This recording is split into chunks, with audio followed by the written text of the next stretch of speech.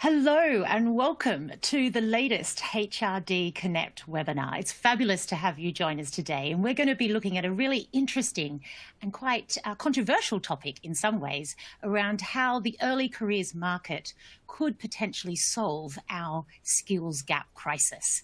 My name is Natal Dank and I will be your host today, and I am the co-founder at PXO Culture.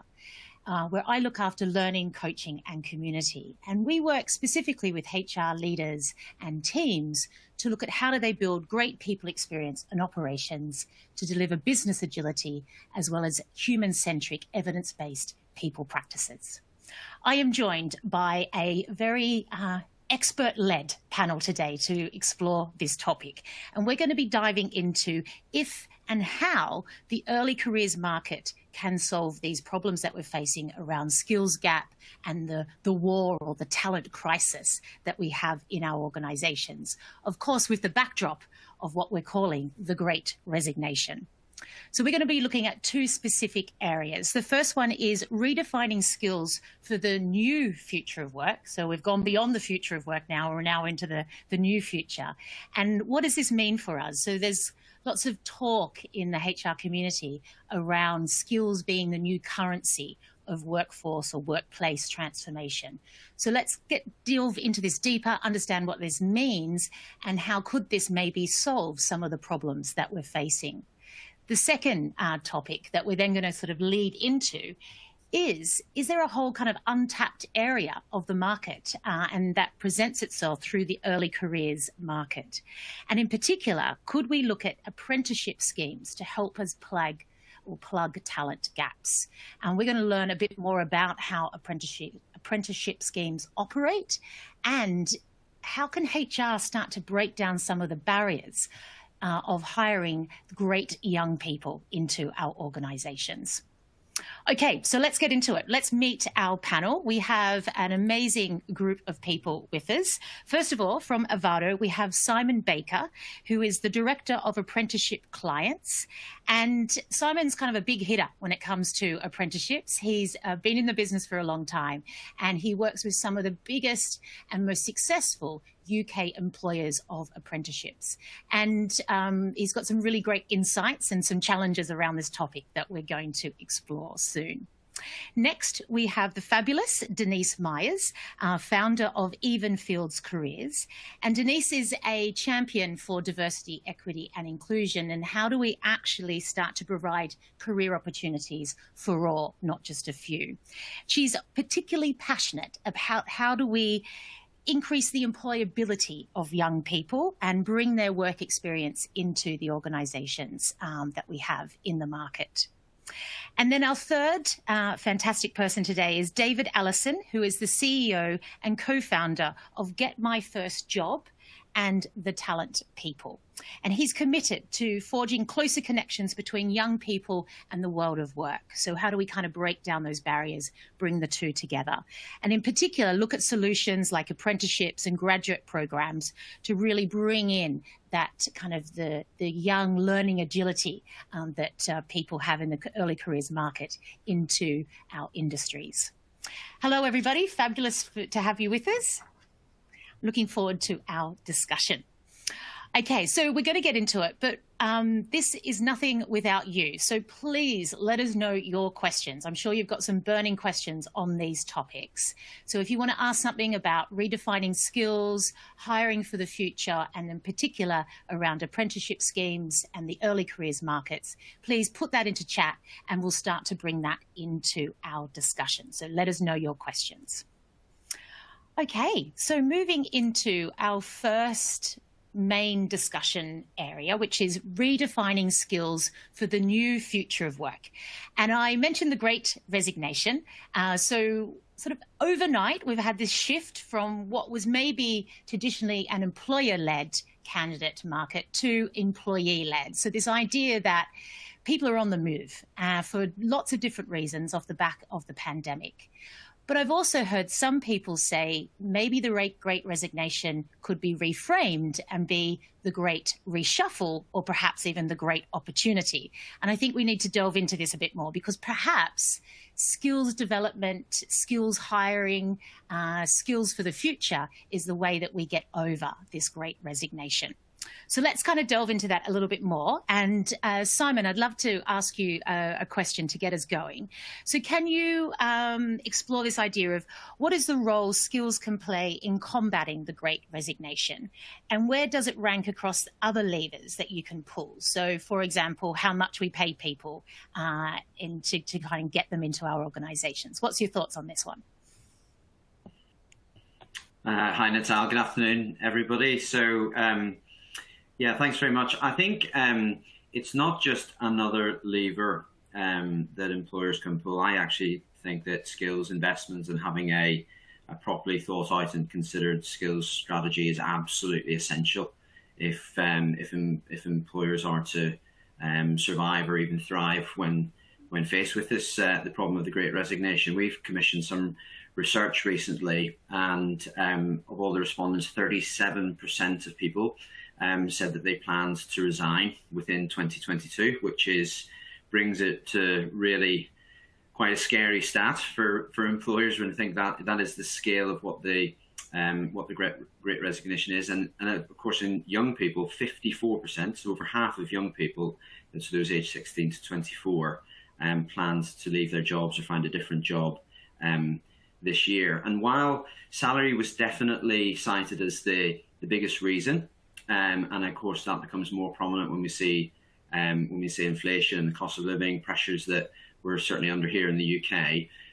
Over a quarter of all respondents of our survey said that they were planning to leave because of a lack of skills investment and certainly in future focused skills, things like data, digital skills, from their employers. So having this properly thought out and well considered plan for skills investment not only helps to retain talent, but also to attract the absolute best talent that you possibly can as well. Okay, that's really interesting. So that's big numbers, 37% of people ready to move this year off the back of already big movements across the market. Really interesting statistics there. David, can I ask you to join in on this particular topic? And, are we missing a trick here in terms of how we're attracting people to our organisation? Yeah, thanks for the question. I think we undoubtedly are missing a trick, but it's really important to understand where the problems actually lie. So if you step back from just the resignation issue, in the current labour market, there are about 1.3 million vacancies, which is the highest ever. So this is not some kind of just a difficult month. We've now seen 6 months of the highest number of vacancies in the market.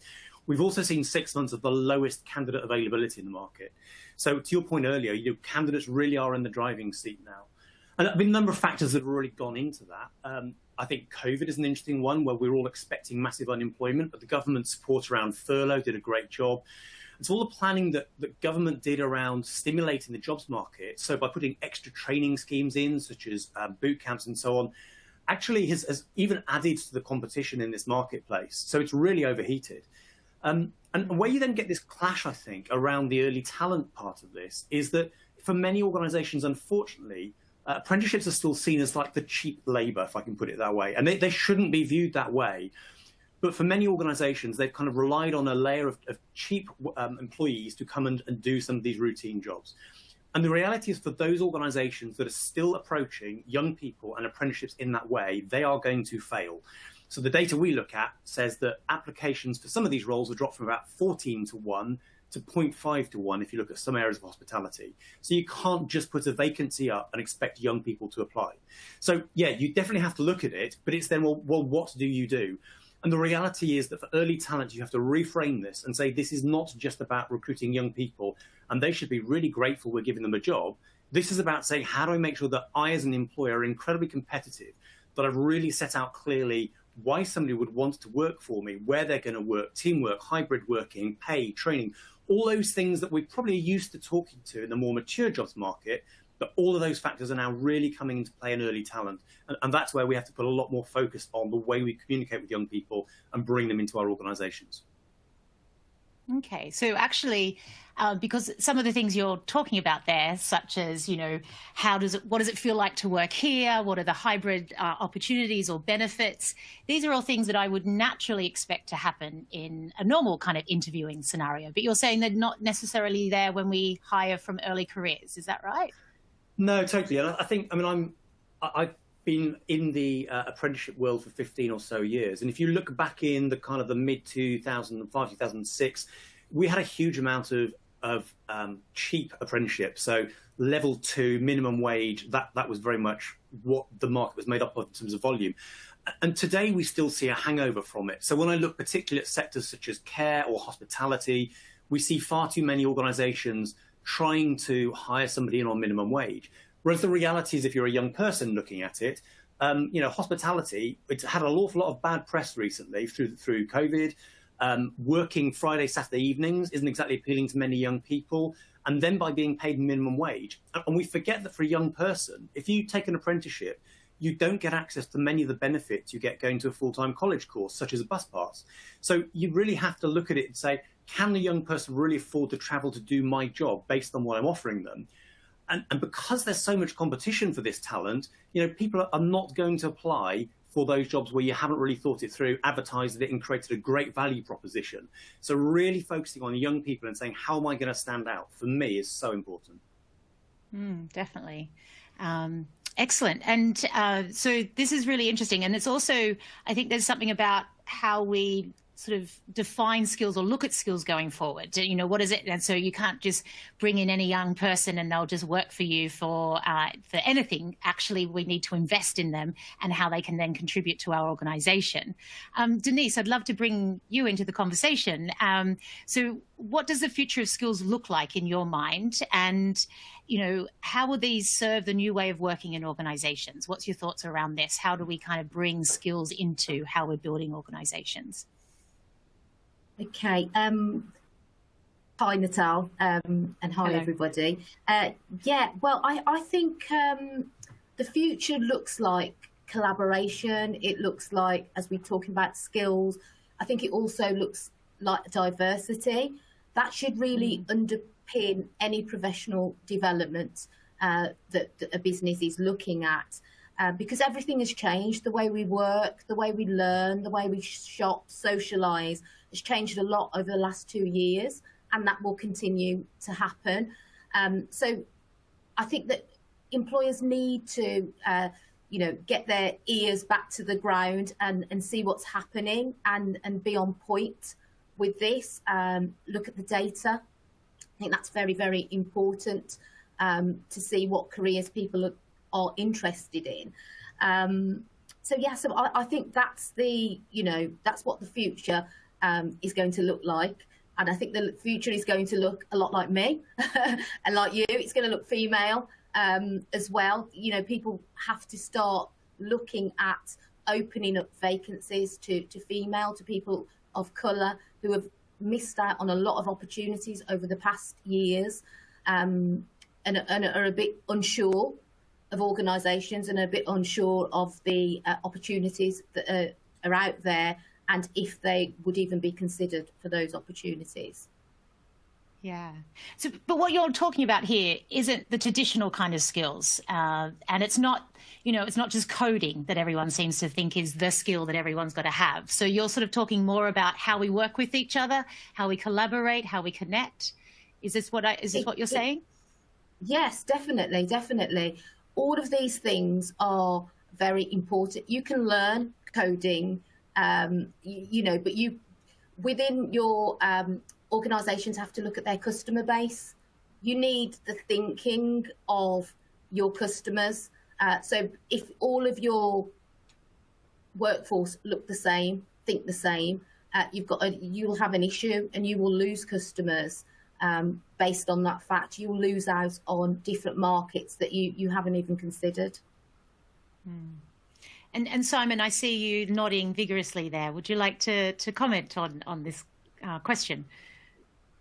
Well, I'm a father of a 4-year-old and 7-year-old daughter, so I very much hope that the future is female for sure. But yeah, it definitely is. Don't worry. I was just reflecting on on COVID actually, and think some of the, as terrible as it has been, the pandemic, of course, was for so many of us. Some of the things it has taught me, and certainly my team, is the importance of some of the other skills that we didn't realize that we developed. Things like resilience, things like care, understanding of the importance of wellness, and those sort of things now are becoming more important for employers because they are more important for us. It's one of the many factors behind the Great Resignation is that people have sort of stopped and thought about what's important to them, and work is not just a thing that you do, it's part of your life. And so these sort of things are really important to people. So I think, those skills, things like resilience, things like, care for others, curiosity, reflection, things like that you can't teach on a course, but they're something that you should certainly empower people to develop and champion those sort of skills. Definitely. And I think it's interesting because we're sort of saying now that it's someone with learning agility, the ability to kind of connect with others, collaborate and build, and innovate is more important than the skills that possibly we can develop once they're in the job itself. David, are we kind of, because you mentioned that we sort of, young people can be seen as sort of, or apprenticeships in particular, sort of this cheap labor. And I think there's also this bias that we presume that they don't have any skills yet because they haven't had as many sort of job experiences. But I imagine young people can bring a lot of what we're talking about to an organization. What's your thoughts on that? I think, without a shadow of a doubt, young people bring a huge amount to any organization. But it's how you recognize the skills that they bring and how you embed them into the rest of your organization. So for me, any kind of early careers program needs to be part of a wider organizational development strategy, not simply run as an apprenticeship program on its own. Otherwise, you miss out, I think, on a lot of the power of it. But going back to one of the points that Denise raised, for me, the inclusion agenda is so important here. And if I just pick on social mobility, which is one of those factors, we also forget that the white middle-class male who's gone to a good school in an affluent area is also going to have an awful lot more chances not only to develop those skills, but then know how to present them to an employer. And I think if I compare things like the UCAS approach to apprenticeships, there is a fundamental challenge because UCAS is simply trying to get more and more kids into a lecture theatre, very, very bluntly and slightly unfairly. But when you're making that relationship between a young person and an employer, you're trying to find that cultural fit. It's very much a two-way thing. So making sure that as an employer, you're not applying your own filter of the world to the application process. So some research done by Sutton Trust was really clear on this. If you went to a school which had a significant number of free school meal pupils, so more socially deprived area, you will achieve 2 levels lower of a GCSE grade than if you go to an affluent school. So we have to be aware of that because if we use CVs, if we use GCSE grades, A-level grades as a way of screening candidates, then you are effectively designing a system which will disadvantage a certain group of young people. Now, actually finding an alternative is really difficult. I mean, it can be done, but just being aware that when you are creating the application process, the assumptions you make about the questions you ask will feel very, very different depending on the young person's experience, their life experience, the opportunities they've been given. So kind of the leveling up agenda is so important, but it's not an easy one. It really does require some proper thought. Yeah, so there's two kind of topics that sort of coming through that response there, David. The first is what's the company's kind of value proposition in the market to attract talent of this nature, but also there's some entry requirements that that are very traditional in some ways that we always put up for jobs that actually kind of creates barriers to tapping a wider pool in the first place.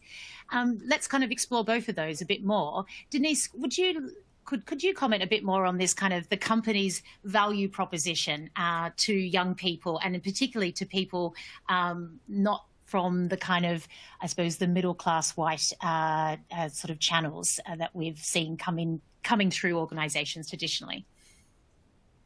Yeah, I definitely think that the business strategy needs to be clear. They need to have a clear plan of development in their strategy before you even start recruiting, you start trying to attract people. because one of the most, the common questions that is asked at interview at any level is, what is the career progression? And the answers mainly come back quite fluffy, and sometimes as recruiters, we have to temper down our candidates asking that question, because we've already asked it and the client doesn't really know. So we have to, and it's very, very wishy-washy. It's unplanned. There's no clear structure and path for people going into roles, and especially apprentices. They start and they have no idea where they're going after their next, their qualification. And sometimes this really, they have to work, the organisation needs to work hand in hand with their training provider to really have a plan for when this is finished, where are we going, so that the young person knows and has a clear plan. And anybody that's coming into your organisation can say, right, okay, this is where I start and this is my path. In the past, I've seen young people on engineering apprentices leave because, they don't know if they're going to get a job at the end of it. There's the commitment's not there. It's like, oh, well, you're only costing us £4.50 a week, an hour. We'll see how it goes. And that shouldn't be, we should have that commitment. If we're expecting a young person to commit to an organisation, we should have that commitment to develop them throughout their career, not only during the apprenticeship process, but, ongoing. Can you give us an example of what that could maybe look or sound like in an interview? So, because I imagine there's a reluctance sometimes of employers thinking, oh, we can't guarantee the progression necessarily because who knows what's going to happen in the future. But how did that? So how do they get that balance of giving that kind of feeling of progression and structure is possible, but also not kind of feeling like they're over-promising too much, I suppose? Yeah, I'll be honest. I don't think that organisations have really thought it through when they're taking somebody on at entry level. I don't think they even think of, this. I think they think the person's going to be grateful for the opportunity and not be thinking of where they need to be once they finish that qualification. However, they should have a plan, that if you do this, then you move here, then you move here, then you move here, and then, or you move here and then these are the options open to you based on how you get on in your apprenticeship or what department you want to move. If you start at engineering, there's various routes that they can take once they've done their initial apprenticeship. So it's like, well, you can move here, you can move here. These are the choices, and we'll discuss it as we go along, as you have your reviews and as you try different things within the business. That's where you're going to go. But if you have an apprentice that is stuck on a machine or stuck in a certain area, and they don't get the opportunity to move around the business, they don't get the opportunity to build their skills, other skills, I think that's where the problems lie. And I think that's a starting point can be, right, okay, then we have an apprentice, what's the next step? They've passed their apprenticeship, where do they go next? Or what can we give them whilst they're doing the apprenticeship to gain more skills so they have got more options within the business? Great. No, that's really useful. So kind of bringing to life the possibility or what it looks like to go through different roles and careers with an organisation, and maybe a few stories of how that's looked for different people, I imagine would really be helpful. Simon, you've worked with so many different employers in this place. Do you have any examples of how this kind of what this can look like, what good looks like, I suppose, in this space? It'd be great to hear some examples from you. Yeah, I think when I think of this, people want to learn not just for their role as an employer, but they want to set themselves up for their future. So I think when we think of future-focused skills, it's not just on early careers. There's a lot of reskilling in the sort of in other sort of people even later on in their career. It's something that is important to everybody at the moment, especially when you think of the advancement of things like AI and robotics, and meaning fewer other jobs won't exist in 5-10 years time. So therefore people need to retrain and reskill in order to meet that. So I think of things like data, where I believe that data is like the new Microsoft Office. So I personally, people on their CVs that they can use Excel or Word, that's sort of a given these days. Maybe 15 years ago that was great, but if somebody has data skills and that sort of qualification, that would sort of leap out now as a Microsoft Office qualification might have done many moons ago. And so I think when I think of skills as well, I think it's around the purpose of learning. I think people want to learn for themselves and set themselves up for the future, but I think they want to be involved in what an organization is doing and show that their work has purpose. And I think these future focused skills help companies to face challenges like the Great Resignation, like combating high inflation, things like that. So companies that will thrive will be those that disrupt, those that change and adapt quickly and efficiently. And the only way to do that is to get those great people working, developing and learning through those problems. Yeah, it's interesting because there's almost a disconnect, isn't it? Because we hear so much talk about skills-based development and skills-based hiring, but then there's still this big gap. So we're sort of not putting the two together, I think, sometimes, and maybe moving beyond some of our traditional lenses of how we view this topic.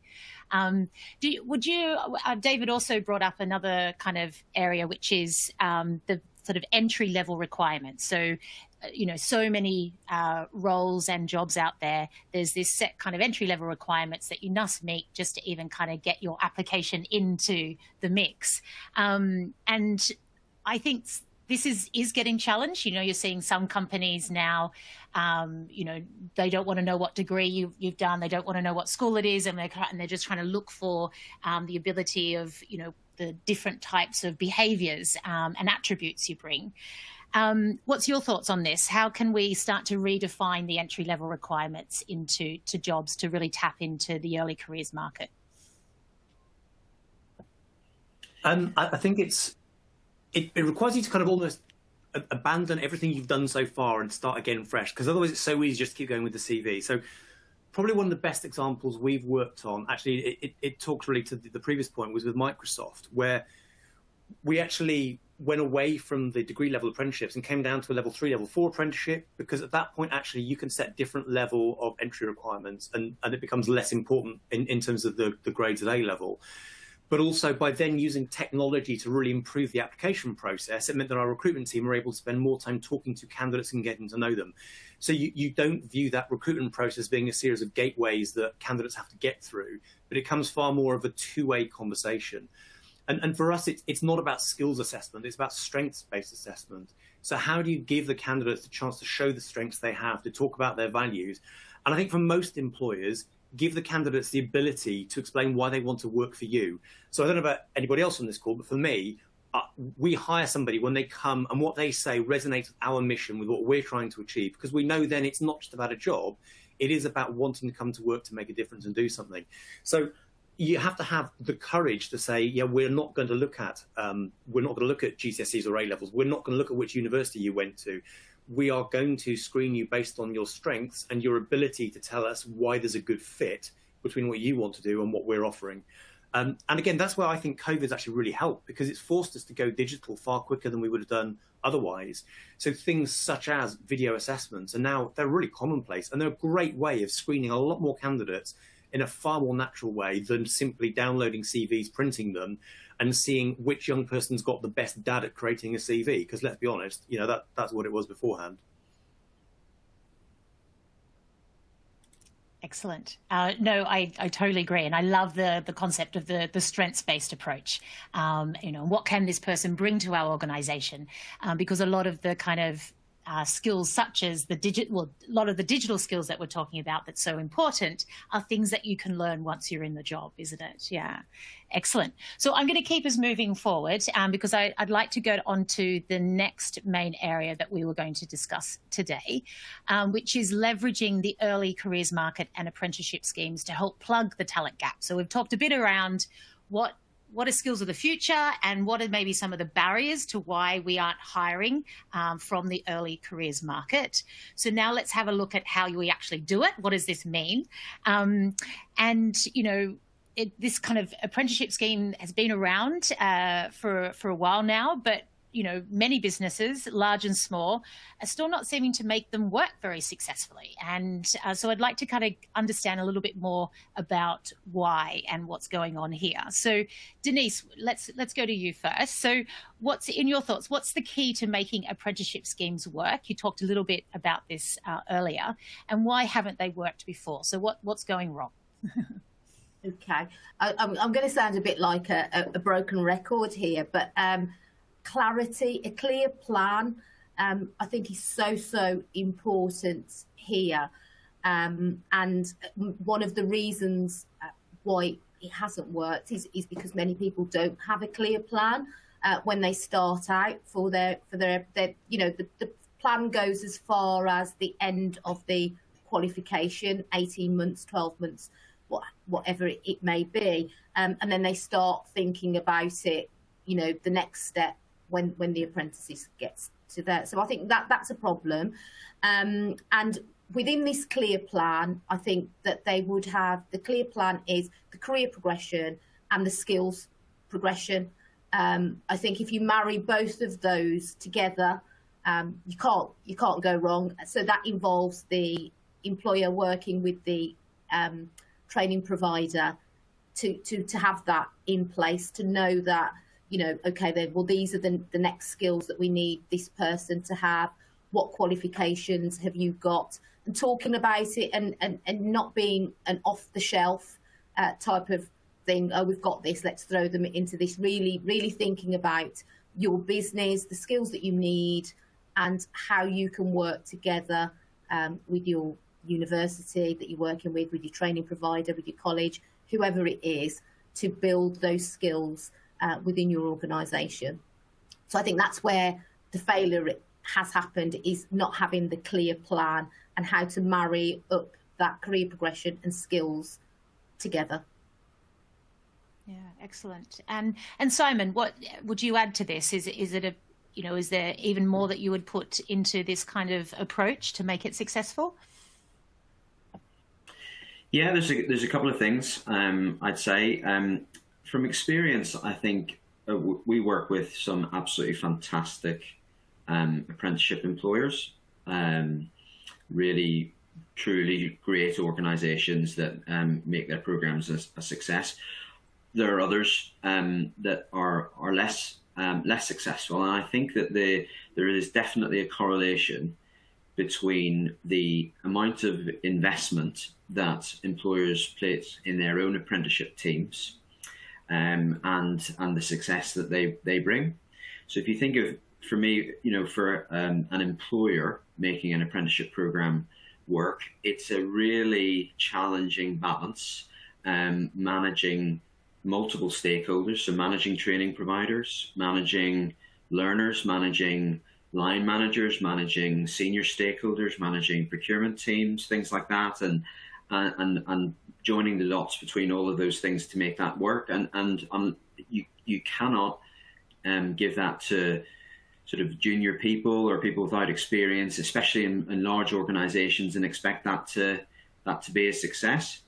And the second thing, I think I'm starting to see it now in the market for sure, but again, only really from those employers that have made that investment in apprenticeship teams. But make no mistake, apprenticeships are difficult to get right. Okay, so they come with a lot of fuss, they come with a lot of baggage, they have to, they're government funded, they come with compliance and rules and red tape and things like that.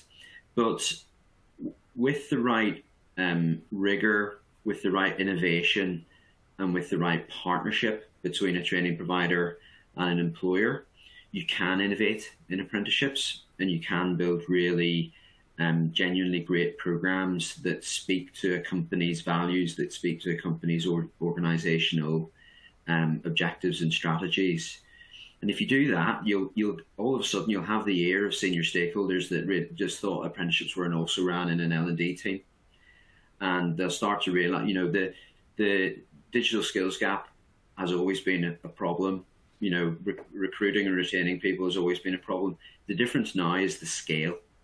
Okay, the scale of the problem now makes it a significant strategic problem for businesses, and so that's where senior stakeholders, C-suite people are starting all of a sudden to become interested in this, because they see the macro problem that it causes. And so that investment in apprenticeships and that willingness to innovate is, for me, one of the biggest reasons that to do so, and how you can make them successful. No, that's really interesting. And David, I saw you kind of giggling there when Simon mentioned the faff that's connected to apprenticeship schemes. What's your comments on this? Well, I used to run a very large training provider, and I deliberately don't do it anymore because the paperwork would drive me insane. So yeah, I take myself really to do it. No, I think for me it's about firstly being kind of realistic. So apprenticeships are not going to be a short-term fix. They're going to fix something in the medium to longer term. So be realistic about it. Otherwise, you will set yourself up for a really difficult time. But that also comes back to being clear about what it is you want this program to do. And I think, again, to Simon's point, be demanding of the apprenticeship provider you work with, because you are paying for it. Now, whether you're a levy payer or whether it's being funded some other way, you are paying for it.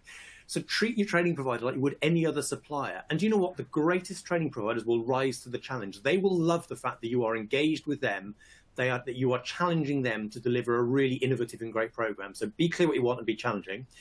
The next bit I would say, though, is to prepare your organization.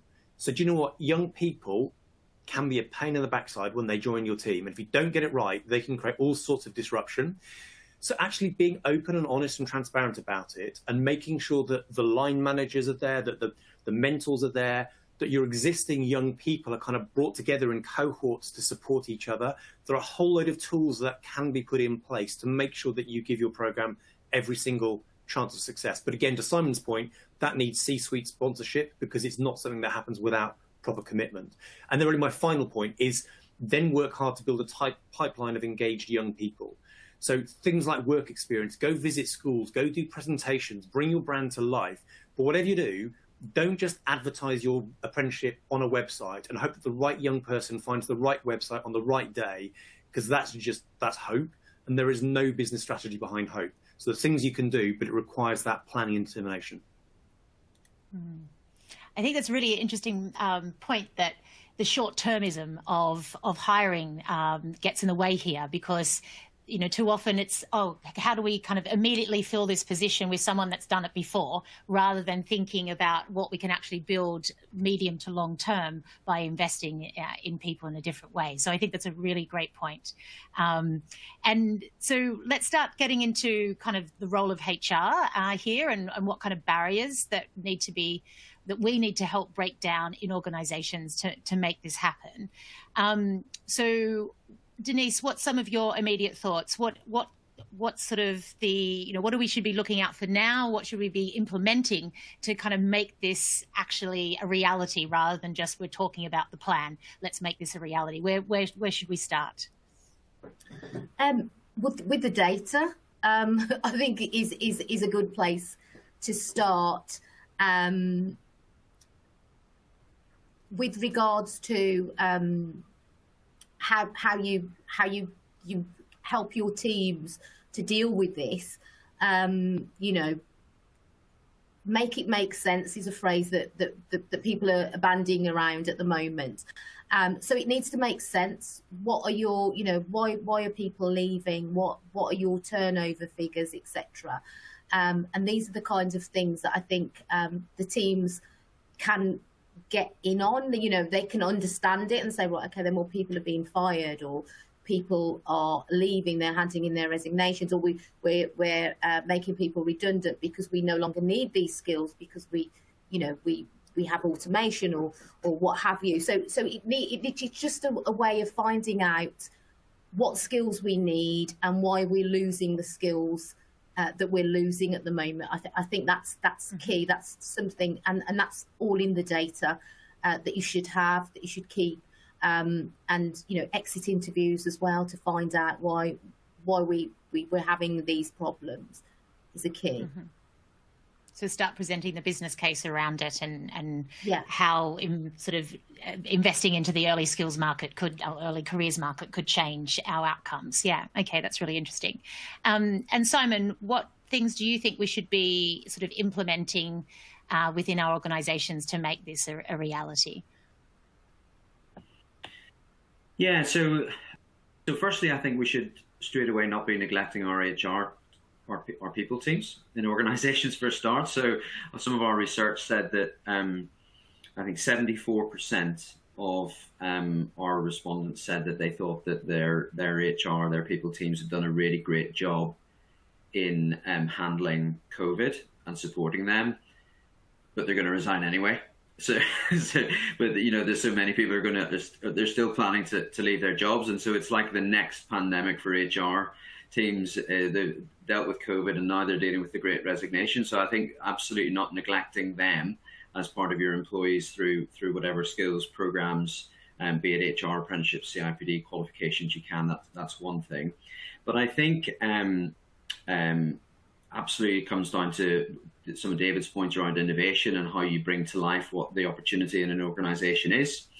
So whether that's video, not just video interviews, but video job descriptions. I see lots more where a line manager is describing what the role is, where this role comes from, what sort of person they're looking for in a video format posted on LinkedIn or something like that. That is where people go to these days. And to David's point, not hoping that they'll find the right job description at the right on the right site at the right time. Sort of be different about how and where you promote roles. And then I guess a bit aligned to Denise's point on data, we've developed some thing called skills profiles for our learners, where we actually provide a sort of data package on candidates, on what people are like. So there are some of the things that are unseen about things like their resilience, but curiosity, how they learn.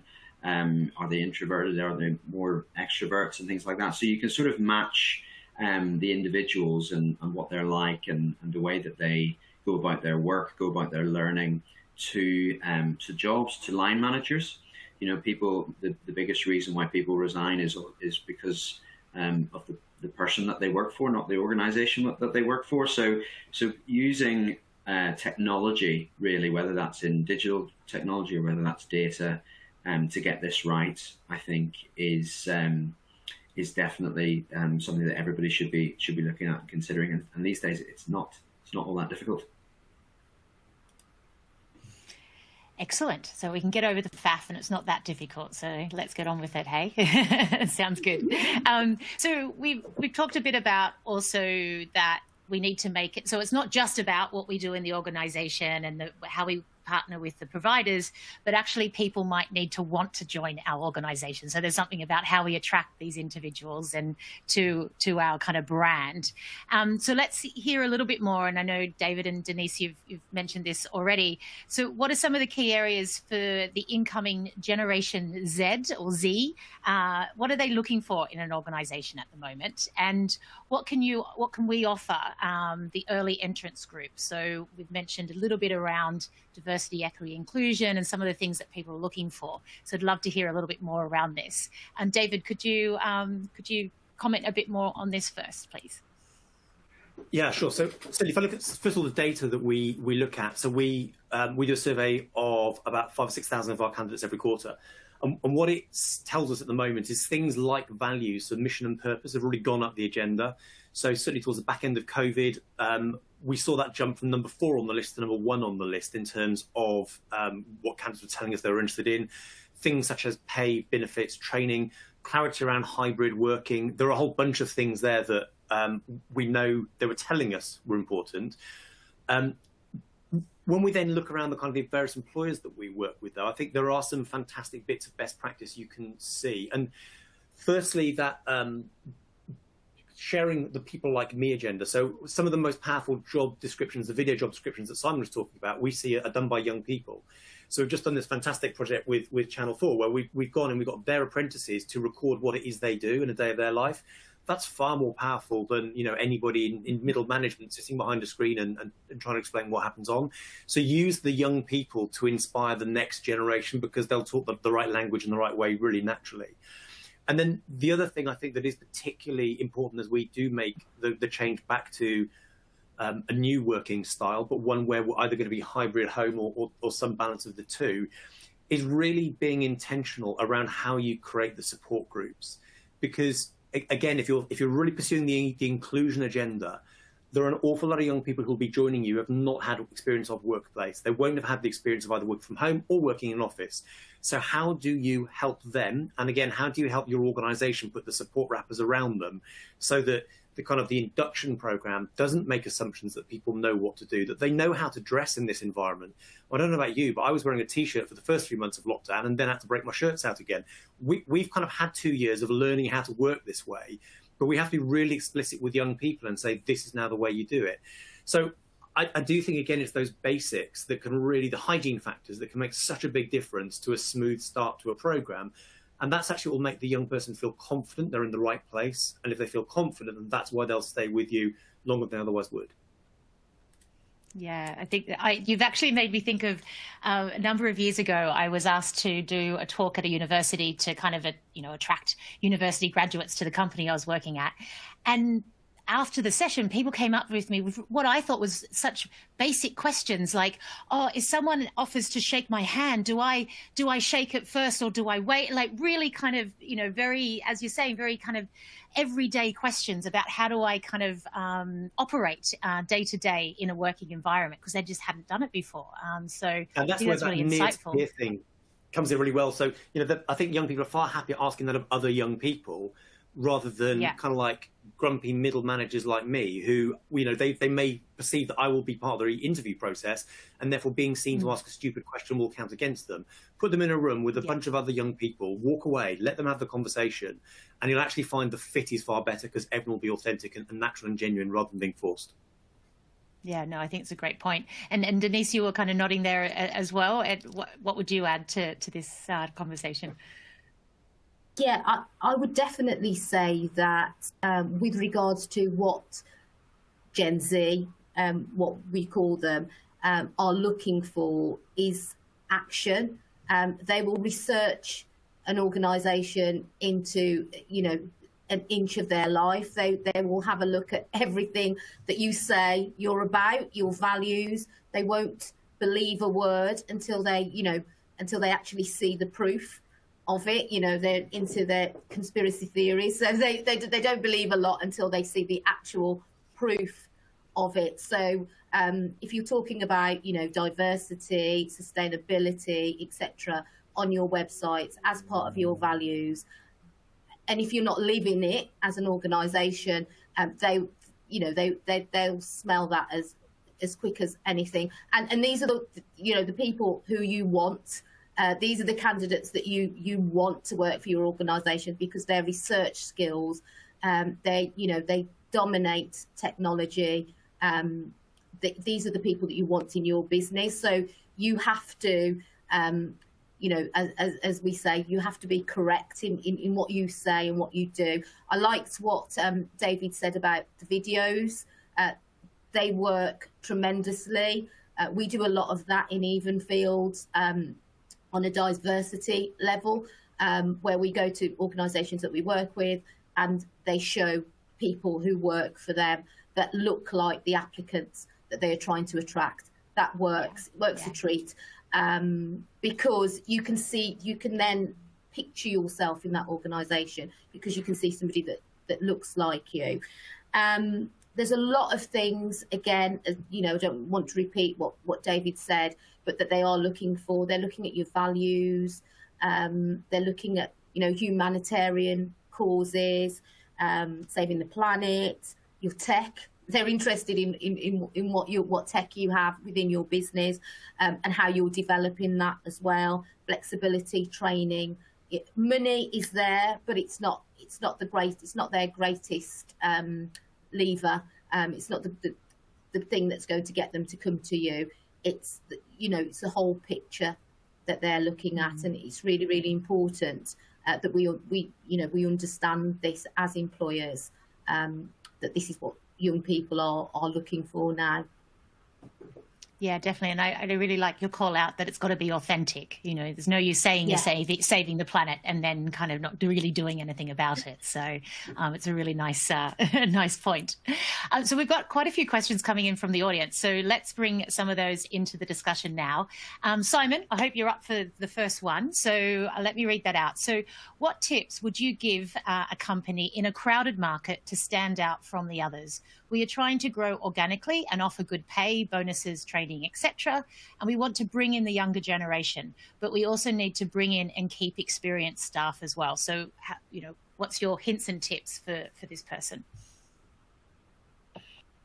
Yeah, thanks, Natal. It's a really great question. I think there's some of the things that we've talked about recently there, and just in terms of being innovative and how you promote yourselves in business and get those messages out there. So whether that's using Instagram, TikTok, things like that, video descriptions and insights, day in the life of kind of things, really sort of bring your proposition out. And I said it's not difficult to do. It's not, it's taking a video and posting that, but it is not common. People are not, that is not the norm at the moment. And so if the question is how do we stand out, that is probably a way of standing out. It's inexpensive, but it is, for now, innovative. It will become the normal, I think. So for me, that is something. And then in terms of how do you engage existing workforce, I think, try to bring the two things together. There's nothing better than when you have the sort of combination of an early careers program as well as a skills development program for your existing employees, whether that's like in a reverse mentoring capacity or sort of peer mentoring, things like that. People learn creating those communities and those networks, both internal and external, I think has great value. Yeah, I think that's a great point. I was thinking the same. We could, surely there's an opportunity to bring the two together here, and the call out. We've all got to get onto videos, but maybe not as middle-aged people. Maybe, as Denise said, it's to get the young people to do the videos. They're much better at them. Maybe that's what we're doing wrong. Okay. So excellent. So we had another question around that kind of theme. So I'm going to go on to one, and David, can I throw it your way? So what would you say that early careers hires value a higher salary or a benefit package more? So out of the two, higher salary, benefit package, what would they value more? Or is it a bit of both? Yeah, I don't think it's an either-or situation. I think certainly you have to be competitive in terms of salary. And it's not that difficult to benchmark. Just put yourself in the shoes of a young person. Go to Google. Go to get my first job. Why not? And do a search to just see what is out there. Because if you're not in the same benchmark, then you're not going to qualify. But the decision maker, I think, is far more actually around the benefits package. So being able to set out explicitly about why someone should come work for you. And actually, when we look at the wider jobs market, we see that things like descriptions of training they appear in about 10% more job adverts than they did pre-pandemic. So everybody is now expecting to see more about training as part of any job description. So just because you've got the word apprenticeship in the title, don't assume that people actually understand what it means. Be explicit, talk about what that means, how you deliver the training, what support there is for it, what progression looks like. So yeah, for me, if you haven't got a competitive salary, just don't bother. But once you've got a competitive salary, then really think about your benefits package, and again, be explicit about how you put it out there. Excellent. And Denise, do you have anything to add to that? And then I've got one more question that I'm going to ask. Well, yeah, I suppose with regards to the benefits package part of it, higher salary goes without saying. The higher it is, the more they'll like it. But the benefits, there's a real opportunity here to look at what young people find attractive, what they want to do, and you can add that. You know, there's lots of different organisations that you can join up with that offer perks and different types of things, and you can, you know, pick and choose what you want. So there's a lot there that you can really look at and think, okay, then what do they want? I think at the moment a lot of people want more time off. So whether it's, you know, they can buy time off, I don't know, buy more holidays, or, you know, how that works, or you give them a, I mean, it's hard to give them a sabbatical when they're just starting, but, you know, later on in their career, you know, that's part of our organisation, that you can have a sabbatical, etc. And I know an organisation that does offer training, but it's not necessarily work-related training. You know, they get a package where they can go off and do, you know, like go to one of these cottages and do cooking lessons or whatever for a day. I mean, things like that are attractive, and people, and it's different, and it'll cause people to say, oh, like, actually, I've never thought of that. That's a good idea. So, yeah, that's just an idea on packages. No, definitely. And it's coming to mind of, you know, I've met young people, they get so excited about what a company offers beyond the salary. And, you know, oh, wow, I can access massages or I can, you know, I can get a development fund and spend it on what I want, you know, and for a young person, that's quite exciting and new, isn't it? So I think there's a lot in that. So let's do one more question, and the next one. So I'll Denise, I'll ask you, and then we'll throw over to Simon to finish on it. So, do universities, FE, what would be, and schools give enough time to developing skills, or do they push academic learning too much? So Denise, hear from you quickly, and then I'll throw over to Simon on that one. Wow, that's a loaded question, that one is. I think they're doing a lot better with trying to develop skills now, I'll say that. With regards to apprenticeships, I think that they don't give enough time to apprenticeships. They would rather push their pupils into, I'm talking about schools here, into university and further education rather than apprenticeship. So I think that needs to be balanced a bit. That would be my take on that. I also think that they need to build relationships. The education institutions need to build relationships with business as well, so they really get a handle on what's needed. Great, excellent. And I've got a comment that FE is further education, so excellent. So Simon, what would you add to this question? It is a bit loaded. So we're our company is very proud to be funded in many ways by the Department for Education. So, but I think so. Listen, schools and universities have had a tough time, right? So you know, as lots of employers have in having COVID thrown upon them and having to react to that and adapt in many ways. So we shouldn't be too critical. But I think there is a shift, right? So you're looking at the government's significant investment in skills boot camps and things like that. It's about what the government sees as a good outcome for somebody leaving school. Okay, and so previously it was like, right, you do your GCSEs, then you go to your A levels, then you go to university, you get a job. But I think more and more now, those sort of positive outcomes in the eyes of DFE are changing, and I think that will help. I think schools want to be able to support young people into the path that is right for them, not the path that ticks the right DFE box.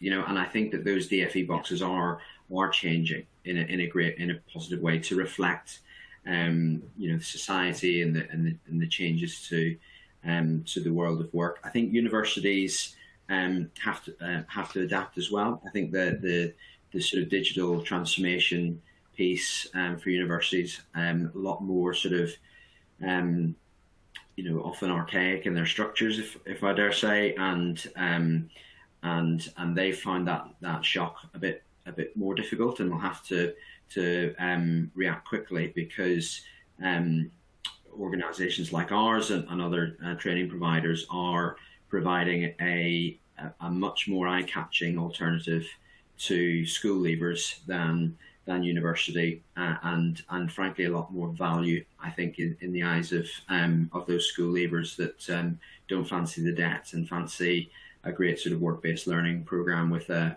high-profile employer that's going to invest in them. So I think. Yeah, I could talk for a long time about that. We've sort of 1 minute left, but I think we had a controversial question right at the end there. Excellent.